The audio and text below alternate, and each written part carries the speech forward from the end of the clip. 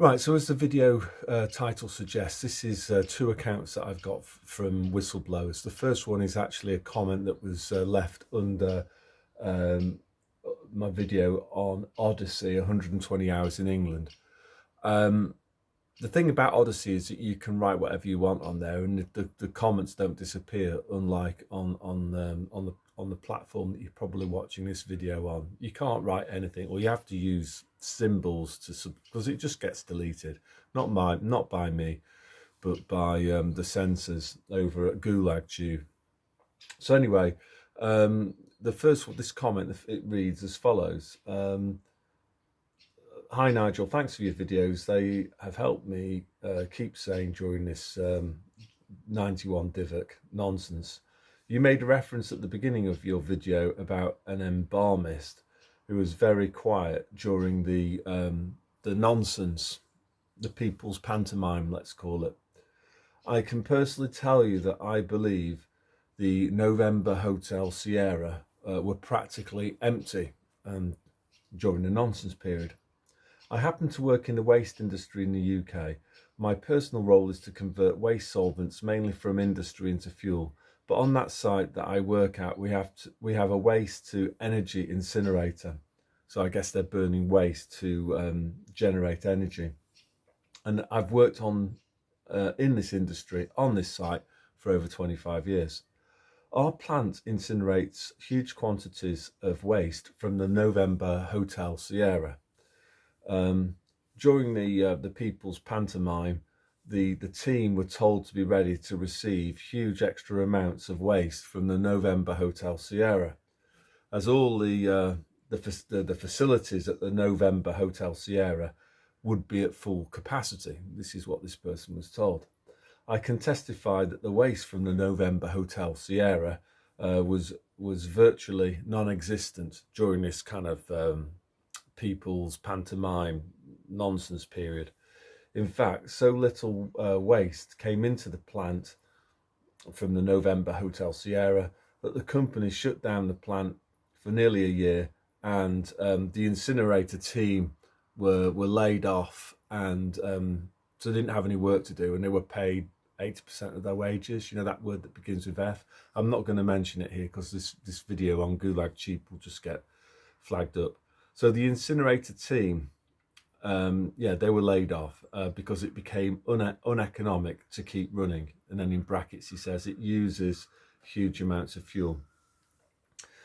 This very action, I believe, bears testament to the handful of November Hotel Sierra staff that said that the November Hotel Sierra was empty during the people's pantomime, and that there was no 91 Divock. Incidentally, after the so-called, let's call it people's pantomime, we are still incinerating thousands of tons of unused people's pantomime protective equipment. And, you know, I think maybe I could get away with this, hand satanizer, listen to what I'm saying, censor.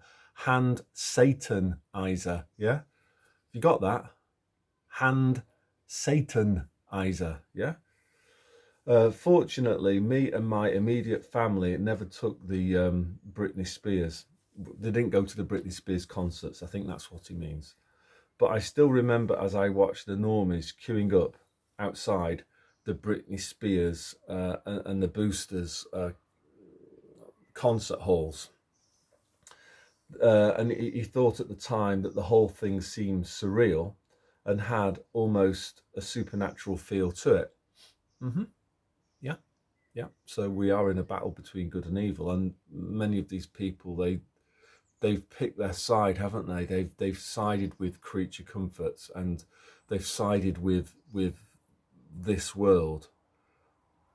Yeah, and you know who rules this world? Again, it's the devil. I just can't forget their faces. So sad. May God help us. Again, one last comment about that. When I was in Manchester, and I did see quite a few people wearing their underpants on their face, yeah, their eyes are weird. Their eyes are weird. They have this kind of look of absolute petrified fear on their faces. Okay, so that's the first account from the first whistleblower. Second account, I've had for a while. I've not really been sure what to do with it.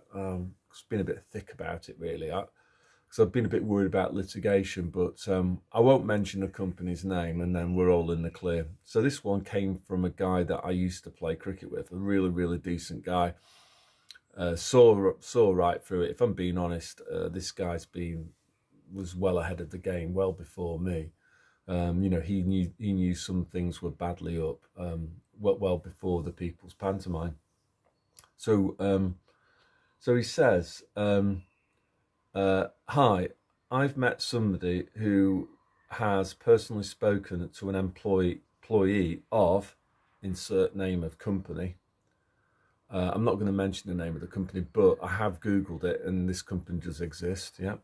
And they're a metal recycling company in a big city in the UK. I'm not going to mention the name of the city either. The company has just won a contract to dispose of 7,000. Now, I'm not going to use this word because, again, it could be triggered the Al Gore and whatever, but it's a word that begins with V, and it's not vacuum cleaner, but it was used inside the Hotel Sierras. And it did the opposite of a vacuum cleaner. You know how vacuum cleaners suck air in? This V pushed air out, which were bought during the scam for £30 million.